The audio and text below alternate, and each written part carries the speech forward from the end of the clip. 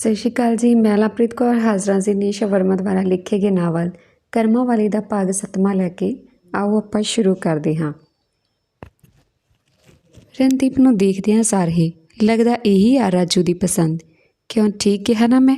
ਰਣਦੀਪ ਦੇ ਸਿਰ ਉੱਪਰ ਹੱਥ ਰੱਖਦਿਆਂ ਬੋਲੀ। ਮਲਕੀਤ ਹਾਂਜੀ ਬਿਲਕੁਲ ਠੀਕ ਪਹਿਚਾਨਿਆ, ਹਲੇ ਕੱਲ੍ਹ ਹੀ ਵਿਆਹ ਕੇ ਆਈ ਏ। ਡਾਕਟਰ ਸੰਦੀਪ ਬਰਾੜ ਹਾਂਜੀ ਹਾਂਜੀ ਪਤਾ ਸਾਨੂੰ ਵਿਆਹ ਦਾ, ਤਾਂ ਇਸੇ ਲਈ ਤਾਂ ਆਏ ਹਾਂ ਇੰਨੀ ਦੂਰੋਂ ਚੱਲ ਕੇ। ਰਾਜੂ ਤਾਂ ਸਾਨੂੰ ਸ਼ਗਨ ਪੈਣ ਸਾਰ ਹੀ ਕਹਿਣ ਲੱਗ ਪਿਆ ਸੀ ਕਿ ਮੈਮ ਤੁਸੀਂ ਮੇਰੇ ਵਿਆਹ 'ਚ ਜ਼ਰੂਰ ਆਉਣਾ। ਫੋਨ ਵੀ ਲਾਇਆ ਵਿਚਾਰੇ 2-3 ਵਾਰ, ਪਰ ਸਾਥੋਂ ਹੀ ਨਹੀਂ ਪਹੁੰਚਿਆ ਗਿਆ। ਫਿਰ ਸੋਚਿਆ ਚਲ ਵਿਆਹ ਤੋਂ ਮਗਰੋਂ ਫਿਰ ਜਾ ਆਵਾਂਗੀ ਕਦੀ ਸਪੈਸ਼ਲ, ਅਤੇ ਅੱਜ ਇਹ ਫ੍ਰੀ ਸੀ ਅਤੇ ਮੈਂ ਵੀ। ਫਿਰ ਸੋਚਿਆ ਚੱਲ ਫਿਰ ਦੀ ਫਿਰ ਹੀ ਰਹਿ ਜਾਂਦੀ ਆ, ਅੱਜ ਹੀ ਚੱਲਦੇ ਹਾਂ, ਨਾਲੇ ਮੁੰਡੇ ਦੇ ਕਹੇ ਦਾ ਮਾਨ ਰਹਿ ਜਾਊ। ਮਲਕੀਤ ਸਾਨੂੰ ਵੀ ਬਹੁਤ ਖੁਸ਼ੀ ਹੋਈ ਜੀ ਤੁਸੀਂ ਆਏ, ਨਾਲੇ ਸਾਡਾ ਮਾਣ ਵਧਾਇਆ। ਗੱਲਾਂ ਕਰਦੇ ਕਰਦੇ ਤਿੰਨੋਂ ਬੈੱਡ ਉੱਪਰ ਬੈਠ ਗਏ। ਦਵਿੰਦਰ ਬਰਾੜ ਮੁੰਡਾ ਨਹੀਂ ਦਿਖਾਈ ਦੇ ਰਿਹਾ ਜੀ ਕਿਤੇ? ਆਸੇ ਪਾਸੇ ਦੇਖਦਾ ਹੋਇਆ ਬੋਲਿਆ। ਮਲਕੀਤ ਬਸ ਜੀ ਆਉਂਦਾ ਹੀ ਹੋਣਾ, ਆਪਦੇ ਡੈਡੀ ਨਾਲ ਗਿਆ ਕੁਝ ਸਮਾਨ ਜਿਹਾ ਛੱਡਣ। ਕਹਿੰਦੇ ਕਹਿੰਦੇ ਉਸੇ ਨਜ਼ਰ ਕੋਲ ਖੜੀ ਰਣਦੀਪ 'ਤੇ ਪਈ। ਉਹ ਇਹ ਸੋਚਦੀ ਹੋਈ ਕਿ ਹੁਣ ਇਸ ਬਾਰੇ ਨਾ ਕੁਝ ਪੁੱਛਣ ਬੈਠ ਜਾਣ ਅਤੇ ਇਹ ਫਿਰ ਨਾ ਮੁੰਡੇ ਦੀ ਬੇਇੱਜ਼ਤੀ ਕਰਵਾ ਦੇਵੇ। ਇਸ ਲਈ ਉਸਨੇ ਪਹਿਲਾਂ ਹੀ ਮੌਕਾ ਵਿਚਾਰਦਿਆਂ, ਰਣਦੀਪ ਪੁੱਤ ਤੇਰੀ ਭੂਆ ਸੱਸ ਉੱਥੇ ਰਸੋਈ ਵਿੱਚ ਚਾਹ ਬਣਾਉਂਦੀ ਹੋਣੀ ਆ, ਤੂੰ ਜਾ ਪੁੱਤ ਉਹਦੀ ਥੋੜ੍ਹੀ ਮਦਦ ਕਰਦੀ। ਰਣਦੀਪ ਹਾਂ ਵਿੱਚ ਸਿਰ ਹਿਲਾਉਂਦੀ ਹੋਈ ਰਸੋਈ ਵਿੱਚ ਚਲੀ ਗਈ। ਚਾਹ ਦੇ ਹਲੇ ਉਬਾਲ ਹੀ ਆਉਣਾ ਸ਼ੁਰੂ ਹੋਇਆ ਸੀ ਕਿ ਰਣਦੀਪ ਰਸੋਈ ਵਿੱਚੋਂ ਗੁੱਡੀ ਕੋਲ ਜਾ ਕੇ ਖਲੋ ਗਈ। ਉਸ ਨੂੰ ਦੇਖ ਗੁੱਡੀ ਬੋਲੀ, ਲਓ ਬਣ ਗਈ ਚਾਹ, ਲਿਆ ਕੱਪ ਕਰ ਮੇਰੇ ਕੰਨੀ, ਮੈਂ ਚਾਹ ਪਾ ਦਿੰਦੀ ਹਾਂ, ਅਤੇ ਤੂੰ ਐਂ ਕਰੀ ਪੁੱਤ ਚਾਹ ਫੜਾਈ ਉਹਨਾਂ ਨੂੰ, ਠੀਕ ਆ? ਰਣਦੀਪ ਨੇ ਹਾਂ ਵਿੱਚ ਸਿਰ ਹਿਲਾਇਆ। ਗੁੱਡੀ ਹਲੇ ਚਾਹ ਹੀ ਪਾ ਰਹੀ ਸੀ ਕਿ ਇੰਨੇ ਨੂੰ ਬਾਹਰੋਂ ਆਵਾਜ਼ ਆਈ, ਨੀ ਮਲਕੀਤ ਕੁਰੇ ਘਰੇ ਹੀ ਆ? ਇੰਨੇ ਨੂੰ ਬਾਹਰੋਂ ਆਵਾਜ਼ ਆਈ, ਨੀ ਭੈਣੇ ਘਰੇ ਹੀ ਆ? ਓਹੋ ਇਹਨੇ ਵੀ ਹੁਣੇ ਹੀ ਆਉਣਾ ਸੀ, ਐਵੇਂ ਨਾ ਹੁਣੇ ਇਹ ਇਹਨਾਂ ਅੱਗੇ ਵੀ ਭਾਂਡਾ ਭੰਨ ਜੇ। ਮਲਕੀਤ ਹਲੇ ਮਨ ਵਿੱਚ ਸੋਚ ਹੀ ਰਹੀ ਸੀ ਕਿ ਇਹਨੇ ਬਸੰਤ ਆਵਾਜ਼ ਮਾਰਦੀ ਹੋਈ ਅੰਦਰ ਆ ਗਈ। ਅੰਦਰ ਬੈਠੇ ਮਹਿਮਾਨਾਂ ਨੂੰ ਦੇਖ ਬਸੰਤ ਨੇ ਹੱਥ ਵਿੱਚ ਫੜੀ ਕਟੋਰੀ ਨੂੰ ਚੁੰਨੀ ਦੇ ਲੜ ਹੇਠ ਲੁਕਾਉਂਦਿਆਂ ਉਹਨਾਂ ਨਮਸਕਾਰ ਬੁਲਾਈ ਅਤੇ ਝੱਟ ਮਲਕੀਤ ਦੇ ਬਗਲ ਵਿੱਚ ਜਾ ਬੈਠ ਗਈ। ਕੌਣ ਨੇ? ਹੁੰਝ ਮਾਰਦਿਆਂ ਪੁੱਛਿਆ। ਜਿੰਨੇ ਨੂੰ ਮਲਕੀਤ ਕੁਝ ਬੋਲਦੀ, ਇੰਨੇ ਨੂੰ ਰਾਜੂ ਹੱਥ ਮਲਦਾ ਹੋਇਆ ਅੰਦਰ ਆ ਗਿਆ। ਸਤਿ ਸ਼੍ਰੀ ਅਕਾਲ ਮੈਡਮ ਜੀ, ਇਹਨਾਂ ਕਹਿ ਦੋਨਾਂ ਦੇ ਪੈਰੀ ਹੱਥ ਲਗਾਏ। ਸੰਦੀਪ ਬਰਾੜ ਸਦਾ ਖੁਸ਼ ਰਹੋ ਬੱਚੇ। ਰਾਜੂ ਹੋਰ ਮੈਡਮ ਜੀ ਠੀਕ ਹੋ? ਹਾਂਜੀ ਰਾਜੇ, ਰੱਬ ਜੀ ਦੀ ਕਿਰਪਾ ਨਾਲ ਸਭ ਸੁੱਖ ਖੈਰ ਏ। ਮਾफ़ ਕਰਨਾ ਤੇਰੇ ਵਿਆਹ 'ਤੇ ਨਹੀਂ ਆਇਆ ਗਿਆ ਸਾਥੋਂ। ਚਲੋ ਕੋਈ ਗੱਲ ਨਹੀਂ ਜੀ, ਪਰ ਤੁਸੀਂ ਮੇਰੇ ਲਈ ਸਪੈਸ਼ਲ ਚੱਲ ਕੇ ਆਏ, ਮੇਰੇ ਲਈ ਇਹੀ ਬਹੁਤ ਮਾਣ ਵਾਲੀ ਗੱਲ ਹੈ। ਸੱਚ ਦੱਸਾਂ ਤਾਂ ਤੁਹਾਨੂੰ ਇੱਥੇ ਦੇਖ ਕੇ ਬਹੁਤ ਖੁਸ਼ੀ ਹੋਈ ਮੈਨੂੰ। ਇਹਨਾਂ ਕਹਿੰਦਿਆਂ ਹੀ ਸਭ ਦੇ ਚਿਹਰੇ ਖੁਸ਼ੀ ਨਾਲ ਖਿੜ ਗਏ। ਚੰਦ ਕੁ ਮਿੰਟਾਂ ਬਾਅਦ ਰਣਦੀਪ ਚਾਹ ਲੈ ਆਈ। ਗੁੱਡੀ ਪਲੇਟ ਵਿੱਚ ਮਠਾਈ ਲੈ ਆਈ ਅਤੇ ਉਹਨਾਂ ਮੂਹਰੇ ਪਏ ਮੇਜ਼ ਉੱਪਰ ਰੱਖ ਮਲਕੀਤ ਕਰਨੀ ਲੋਟ ਹੋ ਬੈਠ ਗਈ। ਰਣਦੀਪ ਹੱਥ ਵਿੱਚ ਫੜੀ ਖਾਲੀ ਟਰੇ ਲੈ ਵਾਪਸ ਰਸੋਈ ਵੱਲ ਮੁੜਨ ਹੀ ਲੱਗੀ ਸੀ ਕਿ ਮਿਸ ਸੰਦੀਪ ਬਰਾੜ ਉਸ ਨੂੰ ਰੋਕਦਿਆਂ ਬੋਲੀ, ਆ ਜਾਓ ਬੇਟਾ ਤੁਸੀਂ ਵੀ ਬੈਠ ਜਾਓ ਸਾਡੇ ਕੋਲ। ਰਾਜੂ ਨੂੰ ਤਾਂ ਅਸੀਂ ਪਹਿਲਾਂ ਤੋਂ ਜਾਣਦੇ ਹਾਂ, ਪਰ ਤੁਸੀਂ ਸੁਣਾਓ ਆਪਣੇ ਬਾਰੇ ਕੁਝ, ਆਖਿਰ ਤੁਹਾਨੂੰ ਹੀ ਤਾਂ ਮਿਲਣ ਆਏ ਹਾਂ ਅਸੀਂ ਇੰਨੀ ਦੂਰੋਂ ਚੱਲ ਕੇ। ਇਹ ਸੁਣ ਮਲਕੀਤ ਦੇ ਚਿਹਰੇ ਦੀਆਂ ਹਵਾਈਆਂ ਉੱਡ ਗਈਆਂ। ਰਾਜੂ ਵੀ ਥੋੜ੍ਹਾ ਬੇਚੈਨ ਜਿਹਾ ਹੋਇਆ ਬੋਲਿਆ, ਹਾਂ ਹਾਂ ਕਿਉਂ ਨਹੀਂ, ਆ ਰਾਣੋ ਆ ਇੱਥੇ ਬੈਠ ਮੰਮੀ ਜੀ ਹੋਰਾਂ ਕੋਲ। ਰਾਜੂ ਦੇ ਮੂੰਹੋਂ ਰਾਣੋ ਸ਼ਬਦ ਸੁਣ ਰਣਦੀਪ ਦਾ ਦਿਲ ਖੁਸ਼ੀ ਨਾਲ ਬਾਗੋ ਬਾਗ ਹੋ ਗਿਆ। ਉਸ ਨੂੰ ਇੱਕ ਪਲ ਲਈ ਇੰਝ ਲੱਗਿਆ ਜਿਵੇਂ ਉਹ ਆਪਣੇ ਪੇਕੇ ਘਰ ਵਿੱਚ ਆ ਗਈ ਹੋਵੇ, ਕਿਉਂਕਿ ਘਰ ਵਿੱਚ ਉਸ ਨੂੰ ਸਭ ਪਿਆਰ ਨਾਲ ਰਾਣੋ ਰਾਣੋ ਕਹਿ ਪੁਕਾਰਦੇ ਸਨ। ਇਸ ਲਈ ਇਹ ਸ਼ਬਦ ਉਸ ਨੂੰ ਆਪਣੇਪਨ ਦਾ ਅਹਿਸਾਸ ਕਰਵਾਉਂਦਾ ਸੀ। ਖੁਸ਼ ਹੁੰਦੀ ਹੋਈ ਰਣਦੀਪ ਹਲੇ ਬੈੱਡ ਉੱਪਰ ਬੈਠਣ ਹੀ ਲੱਗੀ ਸੀ ਕਿ ਸੰਦੀਪ ਬਰਾੜ ਨੇ ਉਸ ਦਾ ਹੱਥ ਫੜ ਉਸ ਨੂੰ ਆਪਣੀ ਨਾਲ ਵਾਲੀ ਕੁਰਸੀ 'ਤੇ ਬਿਠਾ ਲਿਆ। ਸੱਚੀ ਰਾਜੂ ਪਸੰਦ ਤਾਂ ਬਹੁਤ ਸੋਹਣੀ ਆ ਤੇਰੀ ਕੁੜੀ, ਇੱਕਦਮ ਹੀਰਾ ਏ ਹੀਰਾ। ਰਣਦੀਪ ਦੇ ਸਿਰ ਉੱਪਰ ਹੱਥ ਫੇਰਦੀ ਹੋਈ ਬੋਲੀ। ਇਹ ਸੁਣ ਰਣਦੀਪ ਨੇ ਸ਼ਰਮਾ ਕੇ ਨੀਵੀਂ ਪਾ ਲਈ। ਉੱਧਰ ਮਲਕੀਤ ਦਾ ਚਿਹਰਾ ਵੇਖ ਬਸੰਤ ਮਨ ਮੁਸਕਰਾਉਂਦੀ ਬੋਲੀ, ਕੱਲੀ ਸੋਹਣੀ ਹੀ ਤਾਂ ਦੇਖੀਏ, ਹੋਰ ਕੀ ਵੇਖਿਆ ਇਸ ਵਿੱਚ? ਸੰਦੀਪ ਬਰਾੜ ਹੋਰ ਬੇਟਾ ਕਿੰਨੇ ਪੜ੍ਹੇ ਹੋ ਤੁਸੀਂ? ਰਣਦੀਪ ਦੇ ਹੱਥ ਉੱਪਰ ਹੱਥ ਰੱਖਦਿਆਂ ਪੁੱਛਿਆ। ਇਹ ਸੁਣ ਰਣਦੀਪ ਨੂੰ ਥੋੜ੍ਹੀ ਘਬਰਾਹਟ ਮਹਿਸੂਸ ਹੋਣ ਲੱਗੀ। ਇਸ ਤੋਂ ਪਹਿਲਾਂ ਰਣਦੀਪ ਕੁਝ ਦੱਸਣ ਦੀ ਕੋਸ਼ਿਸ਼ ਕਰਦੀ, ਮਲਕੀਤ ਮੌਕਾ ਵਿਚਾਰਦਿਆਂ ਪਹਿਲਾਂ ਹੀ ਬੋਲ ਪਈ, ਜੀ ਆਹੀ ਕੁਛ 10-12 ਪੜ੍ਹੀਏ, ਬਾਕੀ ਕਢਾਈ ਸਿਲਾਈ ਦਾ ਕੰਮ ਪੂਰਾ ਜਾਣਦੀ ਏ। ਰਣਦੀਪ ਨੇ ਵੀ ਮਲਕੀਤ ਦੀ ਹਾਂ ਵਿੱਚ ਹਾਂ ਮਿਲਾਉਂਦਿਆਂ ਸਿਰ ਹਿਲਾਇਆ। ਸੰਦੀਪ ਬਰਾੜ, ਚਲੋ ਵਧੀਆ ਗੱਲ ਏ, ਇਹ ਵੀ ਕੋਈ ਕੰਮ ਮਾੜਾ ਨਹੀਂ ਹੈ। ਜੇ ਕੋਈ ਮੰਨੇ ਤਾਂ ਇਹ ਵੀ ਆਪਣੇ ਆਪ ਵਿੱਚ ਇੱਕ ਬਹੁਤ ਵੱਡਾ ਟੈਲੈਂਟ ਹੀ ਆ। ਹੋਰ ਦੱਸੋ ਬੇਟਾ, ਤੁਸੀਂ ਵੀ ਆਪਣੇ ਬਾਰੇ ਕੁਝ? ਇਸ ਨੂੰ ਰਣਦੀਪ ਨੇ ਫਿਰ ਨੀਵੀਂ ਪਾ ਲਈ। ਇਸ ਤਰ੍ਹਾਂ ਸੰਦੀਪ ਨੇ ਕਾਫੀ ਹੋਰ 3-4 ਉਸ ਤੋਂ ਸਵਾਲ ਪੁੱਛੇ, ਪਰੰਤੂ ਸਾਰੇ ਸਵਾਲਾਂ ਦੇ ਜਵਾਬ ਕਦੇ ਰਾਜੂ ਅਤੇ ਕਦੇ ਮਲਕੀਤ ਉਸ 'ਤੇ ਕੁਝ ਬੋਲਣ ਤੋਂ ਪਹਿਲਾਂ ਹੀ ਦੇ ਦਿੰਦੀ ਆ। ਇਹ ਦੇਖ ਰਣਦੀਪ ਨੂੰ ਬੜਾ ਅਜੀਬ ਲੱਗ ਰਿਹਾ ਸੀ। ਉਸ ਨੂੰ ਇੰਝ ਪ੍ਰਤੀਤ ਹੋਇਆ ਜਿਵੇਂ ਕੁਝ ਲੁਕਾਉਣ ਦੀ ਕੋਸ਼ਿਸ਼ ਕੀਤੀ ਜਾ ਰਹੀ ਹੋਵੇ, ਪਰੰਤੂ ਰਾਜੂ ਵੱਲ ਵੇਖ ਉਹ ਝੂਠਾ ਜਿਹਾ ਮੁਸਕਰਾ ਬੈਠੀ ਰਹੀ। ਲੱਗਦਾ ਕੁੜੀ ਬਹੁਤ ਸ਼ਰਮੀਲੀ ਏ, ਤਾਂ ਹੀ ਤਾਂ ਕੁਝ ਬੋਲਦੀ ਨਹੀਂ। ਸੰਦੀਪ ਬਰਾੜ ਨੇ ਕਾਫੀ ਚਿਰ ਤੋਂ ਉਸ ਨੂੰ ਇੰਝ ਖਾਮੋਸ਼ ਬੈਠਿਆਂ ਦੇਖ ਮੁਸਕਰਾ ਕੇ ਕਿਹਾ, ਇਹ ਸੁਣ, ਬਸੰਤ ਤੋਂ ਰਿਹਾ ਨਾ ਗਿਆ। ਹੱਸਦੇ ਹੋਏ, ਲਓ ਕਰ ਲਓ ਗੱਲ। ਬੋਲੂ ਕਿਵੇਂ ਜਦੋਂ ਬੋਲ ਹੀ ਨਹੀਂ ਸਕਦੀ? ਇਸ ਤੋਂ ਜ਼ਿਆਦਾ ਕੁਝ ਹੋਰ ਬੋਲਦੀ ਮਲਕੀਤ ਨੇ ਅੱਖਾਂ ਦੀ ਘੂਰੀ ਵੱਟਦਿਆਂ ਉਸ ਨੂੰ ਚੁੱਪ ਕਰਵਾ ਦਿੱਤਾ। ਦਵਿੰਦਰ ਬਰਾੜ, ਬੋਲ ਨਹੀਂ ਸਕਦੀ ਮਤਲਬ? ਹੈਰਾਨ ਹੁੰਦਿਆਂ ਸੰਦੀਪ ਵੱਲ ਵੇਖਣ ਲੱਗਿਆ। ਸਭ ਦੇ ਚਿਹਰੇ ਵੱਲ ਦੇਖਦਿਆਂ ਸੰਦੀਪ ਬਰਾੜ ਨੇ ਇੱਕ ਵਾਰ ਫਿਰ ਪੁੱਛਿਆ, ਕੀ ਗੱਲ ਹੈ, ਸਭ ਇੰਨੇ ਹੈਰਾਨ ਕਿਉਂ ਹੋ ਗਏ ਜੀ? ਰਣਦੀਪ ਵੀ ਇਹ ਸਭ ਦੇਖ ਬੜੀ ਬੇਚੈਨ ਹੋ ਰਹੀ ਸੀ ਅਤੇ ਮਨ ਹੀ ਮਨ ਸੋਚ ਰਹੀ ਸੀ ਕਿ ਇਹ ਸਭ ਕੀ ਹੋ ਰਿਹਾ। ਰਣਦੀਪ ਨੇ ਕਾਫੀ ਆਪਣੇ ਜੀਵ ਨੂੰ ਤਤਲਾਉਣ ਦੀ ਕੋਸ਼ਿਸ਼ ਕੀਤੀ, ਪਰੰਤੂ ਆ ਤੋਂ ਬਿਨਾਂ ਉਸ ਦੀ ਆਵਾਜ਼ ਵਿੱਚੋਂ ਇੱਕ ਲਫ਼ਜ਼ ਵੀ ਬਾਹਰ ਨਾ ਨਿਕਲਿਆ। ਰਣਦੀਪ ਦੀ ਇਸ ਤਤਲਾਉਂਦੀ ਆਵਾਜ਼ ਤੇ ਹੜਬੜਾਹਟ ਨੂੰ ਦੇਖ ਸੰਦੀਪ ਬਰਾੜ ਸਮਝ ਗਈ ਕਿ ਇਹ ਬੋਲ ਨਹੀਂ ਸਕਦੀ। ਗੁੱਡੀ ਨੇ ਹੁਣ ਕੁਝ ਲੁਕਾਉਣਾ ਠੀਕ ਨਾ ਸਮਝਿਆ ਅਤੇ ਉਹਨਾਂ ਨੂੰ ਸਾਫ਼-ਸਾਫ਼ ਦੱਸ ਦਿੱਤਾ, ਉਹ ਮਾफ़ ਕਰਨਾ, ਮੈਨੂੰ ਪਤਾ ਨਹੀਂ ਸੀ। ਉਸ ਵੱਲ ਤਰਸ ਭਰੀਆਂ ਨਜ਼ਰਾਂ ਨਾਲ ਤੱਕਦੇ ਕਿਹਾ। ਇਸ ਗੱਲ ਤੋਂ ਮਲਕੀਤ ਨੂੰ ਬੜੀ ਸ਼ਰਮਿੰਦਗੀ ਮਹਿਸੂਸ ਹੋਈ। ਮਲਕੀਤ ਦੇ ਚਿਹਰੇ ਉੱਪਰ ਆਈ ਸ਼ਿਕਨ ਦੇਖ ਬਸੰਤ ਮੌਕਾ ਦੇਖਦੀ ਹੀ ਉੱਥੋਂ ਖਿਸਕ ਗਈ। ਰਾਜੂ ਤੇ ਰਣਦੀਪ ਨੂੰ ਮਿਲਣ ਮਗਰੋਂ ਦੋਨੋਂ ਜਾਣ ਦੀ ਆਗਿਆ ਲੈਂਦੇ ਹੋਏ ਤੁਰ ਪਏ।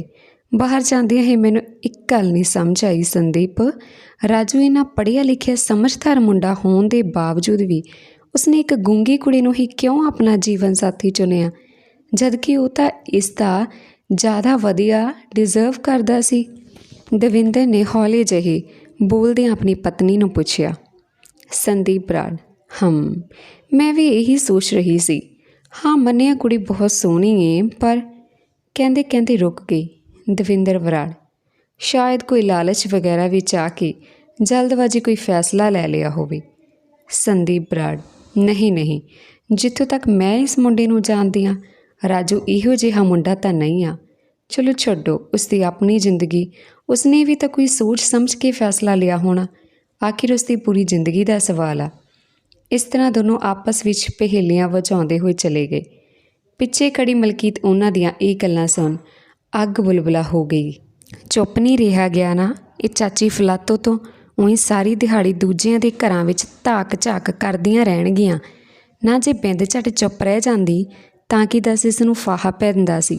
ਮਲਕੀਤ ਗੁੱਸੇ ਨਾਲ ਲਾਲ ਹੋਈ ਬੋਲੀ, ਸੁਰਜਨ, ਐਡੀ ਕਿੰਨੀ ਕੁ ਗੱਲ ਹੋ ਗਈ ਜਿਹੜਾ ਇੰਨਾ ਸ਼ੋਰ ਮਚਾਇਆ? ਮਲਕੀਤ, ਨਾ ਜਿਵੇਂ ਤੁਹਾਨੂੰ ਤਾਂ ਕਿਸੇ ਚੀਜ਼ 'ਤੇ ਫਰਕ ਹੀ ਨਹੀਂ ਪੈਂਦਾ ਹੈ ਨਾ? ਮਲਕੀਤ ਉਹਨਾਂ ਨੂੰ ਇਸ ਤਰ੍ਹਾਂ ਬੋਲਦੀ ਦੇਖ ਰਣਦੀਪ ਇੱਕਦਮ ਸਹਿਮ ਗਈ। ਡਰਦੇ ਮਾਰੇ ਰਣਦੀਪ ਦੇ ਹੱਥ ਪੈਰ ਕੰਬਣ ਲੱਗ ਪਏ। ਆਪਣੇ ਕਮਰੇ ਦੇ ਬਾਹਰ ਕੰਧ ਨਾਲ ਢੋ ਲਗਾਈ ਉਹ ਇਹ ਸਭ ਦੇਖ ਰਹੀ ਸੀ ਕਿ ਉਸੇ ਹੀ ਪਲ ਗੁੱਡੀ ਦੀ ਨਜ਼ਰ ਰਣਦੀਪ 'ਤੇ ਪਈ। ਓਹੋ, ਮਗਰੋਂ ਕਰ ਲਓ ਜਿਹੜੀ ਬਹਿਸ ਕਰਨੀ ਹੈ, ਐਂ ਤਾਂ ਦੇਖ ਲਓ ਵੀ ਕੋਲੇ ਨੂੰਹ ਖੜੀ ਹੈ, ਐਵੇਂ ਉਸੇ ਸਾਹਮਣੇ ਜਲੂਸ ਕੱਢਦੇ ਸੋਹਣੇ ਲੱਗਦੇ ਹੋ ਕੋਈ? ਉਹ ਨਵੀਂ ਤਾਂ ਆਈ ਹੈ ਇਸ ਘਰ ਵਿੱਚ, ਇਹ ਸਭ ਸੁਣੂਗੀ ਤਾਂ ਕੀ ਸੋਚੂਗੀ? ਆਪਣੇ ਬਾਰੇ ਉਹਨਾਂ ਨੂੰ ਚੁੱਪ ਕਰਾਉਂਦੇ ਹੋਏ ਹੌਲੇ ਜਿਹੇ ਬੋਲੀ। ਇਹਨਾਂ ਕਹਿ ਗੁੱਡੀ ਰਣਦੀਪ ਨੂੰ ਇੱਕ ਪਾਸੇ ਦੂਜੇ ਕਮਰੇ ਵਿੱਚ ਲੈ ਗਈ। ਰਣਦੀਪ ਪਰੇਸ਼ਾਨ ਹੁੰਦਿਆਂ ਹੱਥ ਦਾ ਇਸ਼ਾਰਾ ਕਰਦਿਆਂ ਪੁੱਛਿਆ, ਕੀ ਹੋਇਆ ਬੂਆ ਜੀ? ਗੁੱਡੀ, ਤੂੰ ਫਿਕਰ ਨਾ ਕਰ ਪੁੱਤ, ਕੁਛ ਨਹੀਂ ਹੋਇਆ। ਉਹ ਤਾਂ ਐਵੇਂ ਹੀ ਇਹਨਾਂ ਦਾ ਪਹਿਲਾਂ ਤੋਂ ਆਪਸ ਵਿੱਚ ਥੋੜ੍ਹਾ ਬਹੁਤ ਮਨ ਮਟਾਓ ਹੈ, ਬਸ ਹੋਰ ਕੁਝ ਨਹੀਂ। ਉਹ ਜਿਹੜੀ ਬਾਹਰੋਂ ਇੱਕ ਔਰਤ ਆਈ ਸੀ ਨਾ, ਬਸੰਤ, ਬਸ ਉਹਦੇ ਨਾਲ ਤੇਰੀ ਸੱਸ ਦੀ ਥੋੜ੍ਹੀ ਘੱਟ ਬਣਦੀ ਏ। ਤਾਂ ਕਰਕੇ ਉਹਨੂੰ ਬੋਲ ਰਹੀ ਏ। ਤੂੰ ਐਵੇਂ ਨਾ ਫਿਕਰ ਕਰ, ਆਪੇ ਵਿੰਦ ਝਟ ਬੋਲ ਬਾਲ ਕੇ ਚੁੱਪ ਕਰ ਜਾਊ। ਤੂੰ ਇੱਥੇ ਹੀ ਬੈਠ, ਮੈਂ ਹੁਣੇ ਆਉਣੀ ਆ, ਠੀਕ ਆ। ਰਣਦੀਪ ਨੇ ਹਾਂਜੀ ਵਿੱਚ ਸਿਰ ਹਿਲਾਇਆ। ਮੇਰੀ ਸਿਆਣੀ ਧੀ, ਉਸੇ ਸਿਰ ਉੱਪਰ ਪਿਆਰ ਨਾਲ ਹੱਥ ਫੇਰਦੀ ਹੋਈ ਇੰਨਾ ਕਹਿ ਗੁੱਡੀ ਬਾਹਰ ਚਲੀ ਗਈ। ਕਿਸੇ ਪਾਸੇ ਖੜਨ ਜੋਗੇ ਨਹੀਂ ਆਪਾਂ ਤਾਂ। ਹੁਣ ਜਿਹਨੂੰ ਵੀ ਦੇਖੋ ਉਹੀ ਐਂ ਕਹਿੰਦਾ ਵੀ ਲਾਲਚ ਵਿੱਚ ਆ ਕੇ ਵਿਆਹ ਕਰਾਇਆ ਆਪਣੇ ਮੁੰਡੇ ਦਾ। ਨਾ ਕੋਈ ਪੁੱਛਣ ਵਾਲਾ ਹੋਵੇ। ਆਪਾਂ ਕਿਹੜਾ ਕਿਸੇ ਭੁੱਖੇ ਨੰਗੇ ਖਾਨਦਾਨ ਤੋਂ ਆ। ਸਾਰੀਆਂ ਉਮੀਦਾਂ 'ਤੇ ਪਾਣੀ ਫਿਰ ਗਿਆ, ਪਾਣੀ। ਕਹਿ ਮਲਕੀਤ ਮੱਥੇ 'ਤੇ ਹੱਥ ਰੱਖ ਰੋਣ ਲੱਗ ਪਈ। ਮਲਕੀਤ ਨੂੰ ਇਸ ਤਰ੍ਹਾਂ ਦੁਖੀ ਹੁੰਦੇ ਦੇਖ ਰਾਜੂ ਉਸਨੂੰ ਚੁੱਪ ਕਰਾਉਂਦਿਆਂ ਬੋਲਿਆ, ਕਿਉਂ ਮੰਮੀ, ਤੁਸੀਂ ਵਾਰ-ਵਾਰ ਉਹੀ ਗੱਲ ਲੈ ਕੇ ਬਹਿ ਜਾਂਦੇ ਹੋ। ਹੁਣ ਜੋ ਹੋਣਾ ਸੀ ਉਹ ਤਾਂ ਹੋ ਗਿਆ। ਰੋਜ਼-ਰੋਜ਼ ਉਸਨੂੰ ਕੋਸੀ ਜਾਣ ਨਾਲ ਕਿਹੜਾ ਉਸਦੀ ਆਵਾਜ਼ ਵਾਪਸ ਆ ਜਾਣੀ ਹੈ। ਬਾਕੀ ਰਹੀ ਗੱਲ ਲੋਕਾਂ ਦੀ, ਉਹਨਾਂ ਦਾ ਤਾਂ ਕੰਮ ਹੀ ਇਹੀ ਹੁੰਦਾ, ਹਰ ਕਿਸੇ ਵਿੱਚ ਕਮੀਆਂ ਢੂੰਡਣਾ ਅਤੇ ਫਿਰ ਉਸ ਨੂੰ ਨਿੰਦਣਾ। ਉਹ ਵੀ ਕੋਈ ਮਰਜ਼ੀ ਨਾਲ ਨਹੀਂ ਆਈਏ ਇਸ ਘਰ 'ਚ। ਮੈਂ ਵਿਆਹ ਕਰਾ ਕੇ ਲੈ ਕੇ ਆਇਆ, ਆਪੇ ਔਖਾ ਸੌਖਾ ਸਾਂਭ ਲੈਣਾ ਮੈਂ ਸਭ। ਹਾਂ, ਥੋੜ੍ਹਾ ਟਾਈਮ ਜ਼ਰੂਰ ਲੱਗਣਾ ਉਸ ਨੂੰ ਸਮਝਣ 'ਚ, ਪਰ ਮੈਂ ਸਭ ਆਪੇ ਦੇਖ ਲੈਣਾ। ਤੁਸੀਂ ਐਵੇਂ ਫਿਕਰ ਨਾ ਕਰੋ। ਕਿਉਂ ਨਾ ਕਰਾਂ ਮੈਂ ਫਿਕਰ, ਤੇਰੀ ਮਾਂ ਹਾਂ ਮੈਂ, ਤੇਰੀ ਕੋਈ ਦੁਸ਼ਮਣ ਨਹੀਂ ਜਿਹੜਾ ਮੈਨੂੰ ਕੁਝ ਸਮਝ ਨਹੀਂ ਆਉਂਦਾ ਜਾਂ ਫਿਰ ਦਿਖਦਾ ਨਹੀਂ। ਤੇਰੇ ਲਈ ਕੀ ਚੰਗਾ ਕੀ ਮਾੜਾ ਸਭ ਜਾਣਦੀ ਹਾਂ ਮੈਂ। ਕਿਵੇਂ ਕੱਟੇਂਗਾ ਤੂੰ ਆਪਣੀ ਪੂਰੀ ਜ਼ਿੰਦਗੀ ਇਸ ਨਾਲ, ਜਿਸ ਦਾ ਐਂ ਵੀ ਨਹੀਂ ਪਤਾ ਚੱਲਦਾ ਵੀ ਕੀ ਕਹਿਣਾ ਚਾਹੁੰਦੀ ਆ ਕੀ ਬੋਲ ਰਹੀ ਆ, ਉਹਦੇ ਮਨ ਵਿੱਚ ਕੀ ਚੱਲ ਰਿਹਾ ਕੀ ਨਹੀਂ। ਮਲਕੀਤ ਨੇ ਇੱਕੋ ਸਾਹ ਬੋਲੀ ਜਾ ਰਹੀ ਸੀ। ਉਧਰ ਕਮਰੇ ਵਿੱਚ ਇਕੱਲੀ ਬੈਠੀ ਰਣਦੀਪ ਦਾ ਮਨ ਬੇਚੈਨ ਹੋਈ ਜਾ ਰਿਹਾ ਸੀ। ਬਾਹਰ ਆ ਰਹੀਆਂ ਆਵਾਜ਼ਾਂ ਦੀ ਥੋੜ੍ਹੀ ਥੋੜ੍ਹੀ ਗੂੰਜ ਉਸਦੇ ਕੰਨੀ ਪੈ ਰਹੀ, ਪਰੰਤੂ ਕਮਰੇ ਵਿੱਚ ਠੀਕ ਸਾਫ਼ ਸੁਣਾਈ ਨਹੀਂ ਦੇ ਰਿਹਾ ਸੀ, ਜਿਸ ਕਰਕੇ ਉਸਨੂੰ ਕੁਝ ਪਤਾ ਨਹੀਂ ਚੱਲ ਰਿਹਾ ਸੀ ਕਿ ਆਖਿਰ ਬਾਹਰ ਕਿਹੜੀ ਗੱਲ ਨੂੰ ਲੈ ਕੇ ਬਹਿਸ ਚੱਲ ਰਹੀ ਆ। ਕਦੇ ਕਦਾਈ ਕਦਮ ਆਵਾਜ਼ ਤੇਜ਼ ਹੋ ਜਾਣ ਕਾਰਨ ਉਸਨੂੰ ਇੰਝ ਜਾਪਦਾ ਜਿਵੇਂ ਕੋਈ ਲੜ ਰਿਹਾ ਹੋਵੇ। ਉਸਦੇ ਮਨ ਵਿੱਚ ਕਾਫੀ ਵਾਰ ਆਇਆ ਕਿ ਬਾਹਰ ਚੱਲ ਕੇ ਖੁਦ ਹੀ ਦੇਖ, ਕਿਉਂ ਨਹੀਂ ਲੈਂਦੀ। ਫਿਰ ਉਸੇ ਹੀ ਪਲ ਉਸਦੇ ਕਦਮ ਹੀ ਸੋਚ ਕੇ ਰੁਕ ਜਾਂਦੇ, ਸ਼ਾਇਦ ਐਵੇਂ ਹੀ ਮਾੜੀ ਮੋਟੀ ਗੱਲ ਹੋਈ ਹੋਣੀ ਹੈ ਅਤੇ ਭੂਆ ਜੀ ਨੇ ਵੀ ਮਨ੍ਹਾ ਕੀਤਾ ਹੈ ਨਾ ਬਾਹਰ ਆਉਣ ਤੋਂ। ਫਿਰ ਉਹਨਾਂ ਦਾ ਆਖਾ ਕਿਵੇਂ ਟਾਲ ਸਕਦੀ ਹਾਂ। ਪਰੰਤੂ ਵਾਰ-ਵਾਰ ਆ ਰਹੇ ਬੁਰੇ ਖਿਆਲਾਂ ਕਾਰਨ ਉਹ ਖੁਦ ਨੂੰ ਜ਼ਿਆਦਾਤਰ ਰੋਕ ਨਾ ਪਾਈ ਅਤੇ ਕਮਰੇ ਦੇ ਬਾਹਰ ਵਰਾਂਡੇ ਵਿੱਚ ਇੱਕ ਖੂੰਜੇ ਨਾਲ ਓਹਲੇ ਹੋ ਕੇ ਖਲੋ ਗਈ। ਸਭ ਦੇ ਚਿਹਰਿਆਂ 'ਤੇ ਪਰੇਸ਼ਾਨੀ ਦੇਖ ਰਣਦੀਪ ਵੀ ਪਰੇਸ਼ਾਨ ਹੋ ਗਈ। ਉਸਨੇ ਦੇਖਿਆ ਮਲਕੀਤ ਦੇ ਆਲੇ ਦੁਆਲੇ ਖੜ੍ਹੇ ਉਸਨੂੰ ਸਮਝਾ ਰਹੇ ਹਨ, ਜਿਨ੍ਹਾਂ ਨੂੰ ਰਣਦੀਪ ਕੁਝ ਸਮਝ ਪਾਉਂਦੀ। ਰਾਜੂ ਮਲਕੀਤ ਦੇ ਸਵਾਲਾਂ ਤੋਂ ਤੰਗ ਆ ਬਾਹਰ ਚਲਾ ਗਿਆ। ਸੁਰਜਨ ਜੀ ਲੈਣ ਦੇ ਮੁੰਡੇ ਨੂੰ ਚੈਨ ਨਾਲ, ਕਿਉਂ ਸਾਰੀ ਦਿਹਾੜੀ ਉਹਦੇ ਹੱਥ ਧੋ ਕੇ ਮਗਰ ਪਈ ਰਹਿੰਦੀ ਹੈ। ਸੁਰਜਨ ਵੀ ਗੁੱਸੇ ਨਾਲ ਬੋਲਦਾ ਹੋਇਆ ਰਾਜੂ ਦੇ ਪਿੱਛੇ ਹੀ ਚਲਾ ਗਿਆ। ਮਲਕੀਤ, ਲਓ ਕਰ ਲਓ ਗੱਲ। ਇਹ ਪਿਓ ਪੁੱਤ ਤਾਂ ਐਂ ਬੋਲਦੇ ਨੇ ਜਿਵੇਂ ਮੈਂ ਇਹਨਾਂ ਦੀ ਕੋਈ ਦੁਸ਼ਮਣ ਹੋਵਾਂ। ਮਲਕੀਤ ਮੱਥੇ 'ਤੇ ਹੱਥ ਰੱਖਦੀ ਹੋਈ ਮੰਜੇ 'ਤੇ ਬੈਠ ਗਈ। ਉਸ ਦੀਆਂ ਅੱਖਾਂ ਪਾਣੀ ਨਾਲ ਭਰ ਆਈਆਂ। ਭੂਆ ਜੀ ਤਾਂ ਕਹਿ ਰਹੇ ਸੀ ਬਸੰਤ ਕਰਕੇ ਮੰਮੀ ਜੀ ਥੋੜ੍ਹਾ ਗੁੱਸੇ ਨੇ, ਪਰੰਤੂ ਇਹਨਾਂ ਸਭ ਦੇ ਚਿਹਰੇ ਦੇਖ ਕੇ ਇੰਝ ਜਾਪ ਰਿਹਾ ਜਿਵੇਂ ਕੋਈ ਬਹੁਤ ਵੱਡੀ ਆਫਤ ਆਈ ਹੋਵੇ। ਸਭ ਇੰਨੇ ਦੁਖੀ ਕਿਉਂ ਨੇ? ਜ਼ਰੂਰ ਕੋਈ ਗੱਲ ਹੋਣੀ ਹੈ। ਇਹ ਸੋਚ ਰਣਦੀਪ ਜਾਣਨ ਲਈ ਹੋਰ ਵੀ ਬੇਤਾਬ ਹੋ ਗਈ। ਗੁੱਡੀ, ਓਹੋ ਕਿਉਂ ਤੂੰ ਫਿਕਰ ਕਰਦੀ ਏ ਇੰਨੀ? ਹੌਲੀ ਹੌਲੀ ਸਭ ਠੀਕ ਹੋ ਜਾਣਾ। ਤੈਨੂੰ ਤਾਂ ਤੇਰੇ ਮੁੰਡੇ ਦੀ ਖੁਸ਼ੀ ਚਾਹੀਦੀ ਏ ਨਾ। ਬਸ ਜਦੋਂ ਮੁੰਡੇ ਨੂੰ ਉਹਦੇ ਨਾਮ ਬੋਲਣ ਨਾਲ ਕੋਈ ਫਰਕ ਨਹੀਂ ਪੈਂਦਾ, ਫਿਰ ਤੈਨੂੰ ਕਿਸ ਗੱਲੋਂ ਦਿੱਕਤ ਏ? ਮਲਕੀਤ, ਐਵੇਂ ਲੱਗਦਾ ਭੂਆ ਜੀ, ਮੈਂ ਜਾਣਦੀ ਹਾਂ ਮੇਰੇ ਮੁੰਡੇ 'ਤੇ ਇਸ ਟਾਈਮ ਕੀ ਬੀਤ ਰਹੀ ਹੋਵੇਗੀ। ਉਹ ਐਵੇਂ ਹੀ ਸਭ ਦਾ ਦਿਲ ਰੱਖਣ ਲਈ ਕਹਿੰਦਾ ਫਿਰਦਾ ਸਭ ਨੂੰ ਵੀ ਮੈਂ ਆਪੇ ਸਾਂਭ ਲੂੰ ਸਭ, ਪਰ ਅੰਦਰੋਂ ਹੀ ਅੰਦਰੋਂ ਉਹਨੂੰ ਵੀ ਟੈਨਸ਼ਨ ਖਾਈ ਜਾ ਰਹੀ ਹੋਣੀ ਹੈ। ਦੇਖਿਆ ਨਹੀਂ ਤੁਸੀਂ ਅੱਜ ਕਿਵੇਂ ਉਹ ਵੀ ਆਪਣੇ ਕਾਲਜ ਦੀ ਮੈਡਮ ਸਾਹਮਣੇ ਗੱਲ ਲੁਕਾਉਣ ਦੀ ਕੋਸ਼ਿਸ਼ ਕਰ ਰਿਹਾ ਸੀ। ਜੇ ਸੱਚਮੁੱਚ ਉਸਨੂੰ ਕੋਈ ਫਰਕ ਨਹੀਂ ਪੈਂਦਾ ਤਾਂ ਫਿਰ ਦੱਸ ਨਾ ਦਿੰਦਾ ਉਹ ਪਹਿਲੀਆਂ ਜਿਹੀ ਆਪਣੇ ਮੂੰਹੋਂ ਉਹਨਾਂ ਨੂੰ। ਉਹ ਵੀ ਝਿਜਕਦਾ ਭੂਆ ਜੀ ਇਸ ਬਾਰੇ ਗੱਲ ਕਰਨ ਲੱਗਿਆ। ਬਸ ਇੰਨਾ ਵੀ ਉਹ ਆਪਣੇ ਦਿਲ ਦੀ ਗੱਲ ਕਿਸੇ ਨੂੰ ਕਹਿ ਨਹੀਂ ਸਮਝਾਉਂਦਾ। ਮੈਨੂੰ ਤਾਂ ਭੂਆ ਜੀ ਬਸ ਇੱਕੋ ਗੱਲ ਦੀ ਚਿੰਤਾ ਸਤਾਈ ਜਾ ਰਹੀ ਏ, ਬਸ ਵੀ ਇਹਨਾਂ ਅੱਗੇ ਚੱਲ ਕੇ ਬਣੂਗਾ ਕੀ। ਸਾਰਾ ਕਰਿਆ ਧਰਿਆ ਇਸ ਚਰਨੋਂ ਦਾ, ਨਾ ਇਹ ਆਪਦੇ ਮੁੰਡੇ ਲਈ ਆਇਆ ਰਿਸ਼ਤਾ ਧੋਖੇ ਨਾਲ ਸਾਡੇ ਕੰਨੀ ਧਕੇਲਦੀ, ਨਾ ਇਹ ਸਭ ਹੁੰਦਾ। ਇਹ ਸਭ ਸੁਣ ਰਣਦੀਪ ਦੇ ਪੈਰਾਂ ਥੱਲੋਂ ਜ਼ਮੀਨ ਖਿਸਕ ਗਈ। ਮਤਲਬ ਮੇਰੀ ਸ਼ਾਦੀ ਸਿਰਫ ਇੱਕ ਸਮਝੌਤਾ, ਹੋਰ ਇਸ ਤੋਂ ਜ਼ਿਆਦਾ ਕੁਝ ਨਹੀਂ। ਜਦੋਂ ਇਸ ਰਿਸ਼ਤੇ ਤੋਂ ਕੋਈ ਖੁਸ਼ ਹੀ ਨਹੀਂ, ਫਿਰ ਇਸ ਰਿਸ਼ਤੇ ਦਾ ਕੋਈ ਵਜੂਦ ਹੀ ਨਹੀਂ ਹੈ। ਇਹ ਸੋਚ ਨਾ ਜਾਣੇ ਕਿੰਨੇ ਹੀ ਸਵਾਲਾਂ ਨੇ ਰਣਦੀਪ ਨੂੰ ਚਾਰੇ ਪਾਸਿਓਂ ਘੇਰ ਲਿਆ। ਉਸ ਦੇ ਵਿਆਹ ਪ੍ਰਤੀ ਸਜਾਏ ਸਾਰੇ ਅਰਮਾਨ ਇੱਕ ਪਲ ਵਿੱਚ ਟੁੱਟ ਕੇ ਵਿਖਰ ਗਏ। ਇਸ ਤੋਂ ਪਹਿਲਾਂ ਕਿ ਕੋਈ ਉਸ ਨੂੰ ਹਾਲਤ 'ਚ ਦੇਖਦਾ, ਉਹ ਰੋਂਦੀ ਰੋਂਦੀ ਕਮਰੇ ਵਿੱਚ ਵਾਪਸ ਚਲੀ ਗਈ। ਗੁੱਡੀ, ਚਰਨੋਂ ਨੇ ਜੇ ਧੋਖਾ ਕੀਤਾ ਤਾਂ ਫਿਰ ਕੀ ਹੋਇਆ? ਰੱਬ ਤਾਂ ਸਭ ਦੇਖਦਾ ਹੈ ਨਾ। ਆਪੇ ਆਪਣੀ ਕਰਨੀ ਉਹ ਆਪ ਭੁਗਤੋ। ਇੱਕ ਨਾ ਇੱਕ ਦਿਨ ਤਾਂ ਇਨਸਾਫ ਮਿਲ ਹੀ ਜਾਓ। ਕਿਉਂ ਐਵੇਂ ਰੋਜ਼-ਰੋਜ਼ ਉਹੀ ਗੱਲਾਂ ਦੁਹਰਾ ਕੇ ਨਾਲੇ ਆਪਣਾ ਮਨ ਖਰਾਬ ਕਰਦੀ ਰਹਿਣੀ ਏ, ਨਾਲੇ ਮੁੰਡੇ ਦਾ। ਠੀਕ ਤਾਂ ਐ, ਸਾਨੂੰ ਵੀ ਨਹੀਂ ਲੱਗ ਰਿਹਾ ਇਹ ਸਭ, ਪਰ ਕੀ ਕਰੀਏ? ਮਨ ਨੂੰ ਤਾਂ ਆਖਿਰ ਸਮਝਾਉਣਾ ਹੀ ਪੈਂਦਾ ਹੈ ਨਾ। ਨਾਲੇ ਤੂੰ ਸਿਆਣੀ ਵਿਆਣੀ ਏ, ਐਂ ਕਰਦੀ ਚੰਗੀ ਲੱਗਦੀ ਏ ਭਲਾ? ਚੱਲ ਚਰਨੋਂ ਨੇ ਤਾਂ ਜੋ ਕੀਤਾ ਸੋ ਕੀਤਾ, ਪਰ ਤੇਰਾ ਫਰਜ਼ ਬਣਦਾ ਇਸ ਰਿਸ਼ਤੇ ਨੂੰ ਅੱਗੇ ਕਿਵੇਂ ਸੰਭਾਲਣਾ। ਕਮੀ ਪੇਸ਼ੀ ਤਾਂ ਫਿਰ ਵੀ ਔਖੇ ਸੌਖੇ ਝੱਲੀ ਜਾਂਦੀ ਆ, ਪਰ ਜੇ ਇੱਕ ਵਾਰ ਜੁੜੇ ਰਿਸ਼ਤੇ ਵਿਗੜ ਜਾਵਣ ਤਾਂ ਸੰਭਾਲਣੇ ਬੜੇ ਔਖੇ ਹੋ ਜਾਂਦੇ ਆ। ਮਲਕੀਤ, ਮੈਂ ਤਾਂ ਕੀ ਲੈਣਾ ਕਿਸੇ ਨਾਲ ਵਿਗਾੜ ਕੇ, ਮੈਨੂੰ ਤਾਂ ਬਸ ਮੇਰੇ ਮੁੰਡੇ ਦੀ ਖੁਸ਼ੀ ਚਾਹੀਦੀ ਏ। ਬਸ ਹੋਰ ਭਲਾ ਕੋਈ ਚੁੱਲ੍ਹੇ 'ਚ ਡਿੱਗੀ ਜਾਵੇ, ਮੈਨੂੰ ਕੀ। ਗੁੱਡੀ, ਆਹ ਹੋਈ ਨਾ ਗੱਲ। ਕੋਈ ਨਾ, ਮੁੰਡਾ ਵੀ ਆਪੀ ਹੋ ਜੂ ਰਾਜੀ। ਬਥੇਰਾ ਸਿਆਣਾ ਆਪਣਾ ਰਾਜੂ, ਰਿਸ਼ਤਿਆਂ ਦੀ ਕਦਰ ਕਰਨਾ ਭਲੀ ਭਾਤ ਜਾਣਦਾ। ਬਸ ਤੂੰ ਮੇਰੀ ਇੱਕ ਗੱਲ ਕੰਨੀ ਪਾ ਲਾ, ਕੁੜੀ ਅੱਗੇ ਭੁੱਲ ਕੇ ਵੀ ਜ਼ਿਕਰ ਨਾ ਕਰੀ ਇਸ ਗੱਲ ਦਾ, ਐਵੇਂ ਚੰਗਾ ਜਿਹਾ ਨਹੀਂ ਲੱਗਦਾ। ਅੱਗੇ ਤੂੰ ਆਪ ਸਿਆਣੀ ਆ। ਮਲਕੀਤ, ਠੀਕ ਆ ਦੀਦੀ, ਜਿਵੇਂ ਤੁਸੀਂ ਕਹੋ। ਮਲਕੀਤ ਨੇ ਆਪਣੇ ਮਨ ਨੂੰ ਸਮਝਾਉਂਦਿਆਂ ਕਿਹਾ। ਵੈਸੇ ਹੈ ਕਿੱਥੇ ਉਹ? ਮਲਕੀਤ ਆਸੇ ਪਾਸੇ ਉਸ ਨੂੰ ਤੱਕਦਿਆਂ ਬੋਲੀ। ਗੁੱਡੀ, ਨੀ ਹਾਂ ਸੱਚ, ਮੈਂ ਉਸ ਵਿਚਾਰੀ ਨੂੰ ਕਮਰੇ ਵਿੱਚ ਇਕੱਲੀ ਬਿਠਾ ਆਪ ਇੱਥੇ ਗੱਲਾਂ ਲੱਗ ਗਈ। ਮੈਂ ਉਹਨੂੰ ਆਉਣ ਲੱਗਿਆ ਕਹਿ ਕੇ ਆਈ ਸੀ ਵੀ ਮੈਂ ਆਉਣੀ ਆ ਮੁੜ ਕੇ, ਤੂੰ ਉਹਨਾਂ ਚਿਰ ਇੱਥੇ ਹੀ ਰਹੀ। ਉਹ ਕਦੋਂ ਦੀ ਉਡੀਕਦੀ ਹੋਣੀ ਆ ਵਿਚਾਰੀ। ਇਹਨਾਂ ਕਹਿ ਗੁੱਡੀ ਝੱਟ ਮੰਜੇ 'ਤੇ ਖੜੀ ਹੋ ਗਈ। ਓਹੋ, ਕਰ ਲਓ ਗੱਲ, ਮੈਂ ਵੀ ਇਹਨਾਂ ਸਭ 'ਚ ਭੁੱਲ ਹੀ ਗਈ। ਮਲਕੀਤ ਸਿਰ ਖੁਰਚਦਿਆਂ ਬੋਲੀ। ਗੁੱਡੀ, ਕਿਉਂ, ਹੁਣ ਕੀ ਹੋਇਆ? ਮਲਕੀਤ, ਅੱਜ ਸਵੇਰੇ ਰਾਜੂ ਦੇ ਸਹੁਰਿਆਂ ਤੋਂ ਫੋਨ ਆਇਆ ਸੀ। ਅੱਜ ਸ਼ਾਮ ਨੂੰ ਇਹਦੇ ਪੇਕਿਆਂ ਤੋਂ ਆਉਣਾ ਇਹਦੇ ਭਰਾ ਨੇ ਇਹਨੂੰ ਲੈਣ ਵਾਸਤੇ, ਫਿਰ ਮੋੜੇ ਦੀ ਰਸਮ ਲਈ। ਮੈਨੂੰ ਰਾਜੂ ਦੇ ਭਾਪੇ ਨੇ ਦੱਸਿਆ ਸੀ ਵੀ ਮੈਂ ਫਿਰ ਭੁੱਲ ਗਈ। ਗੁੱਡੀ, ਲੈ ਫਿਰ ਕੀ ਹੋਇਆ, ਉਹਨਾਂ ਨੇ ਤਾਂ ਆਉਣਾ ਹੀ ਆ। ਤੂੰ ਐਂ ਕਰ, ਰਾਜੂ ਨੂੰ ਫੋਨ ਕਰਕੇ ਸੱਦ, ਨਾਲੇ ਖਾਣ ਪੀਣ ਲਈ ਥੋੜ੍ਹਾ ਸਮਾਨ ਵੀ ਮੰਗਵਾ ਲੈ। ਮਲਕੀਤ, ਠੀਕ ਆ, ਤੁਸੀਂ ਜਾਓ, ਇਹਨਾਂ ਨੂੰ ਲਿਆਓ ਇੱਧਰ, ਮੈਂ ਇੰਨੇ ਫੋਨ ਕਰ ਲਵਾਂ ਉਹਨਾਂ ਨੂੰ। ਇਹ ਸੁਣਦਿਆਂ ਹੀ ਗੁੱਡੀ ਕਮਰੇ ਵੱਲ ਚੱਲ ਪਈ। ਜਿਵੇਂ ਹੀ ਉਹ ਕਮਰੇ ਵਿੱਚ ਪਹੁੰਚੀ ਤਾਂ ਉਸਨੇ ਦੇਖਿਆ ਕਿ ਰਣਦੀਪ ਭੁੰਜੇ ਹੀ ਬੈੱਡ ਨਾਲ ਸਹਾਰਾ ਲਾਈ ਜ਼ਮੀਨ ਉੱਪਰ ਬੈਠੀ ਹੋਈ ਸੀ। ਉਸ ਦੀਆਂ ਅੱਖਾਂ ਪਾਣੀ ਨਾਲ ਭਰੀਆਂ ਹੋਈਆਂ ਸਨ ਅਤੇ ਛੱਤ ਵੱਲ ਇੱਕ ਥਾਈਂ ਨਜ਼ਰ ਟਿਕਾਈ ਗਹਿਰੀਆਂ ਸੋਚਾਂ ਵਿੱਚ ਖੋਈ ਹੋਈ। ਰਣਦੀਪ ਨੂੰ ਇਸ ਹਾਲਤ 'ਚ ਦੇਖ ਕੇ ਗੁੱਡੀ ਨੇ ਉਸ ਦੇ ਕੋਲ ਜਾ ਉਸ ਨੂੰ ਹੱਥ ਨਾਲ ਉਠਾਉਂਦਿਆਂ ਪੁੱਛਿਆ, ਕੀ ਹੋਇਆ ਪੁੱਤ?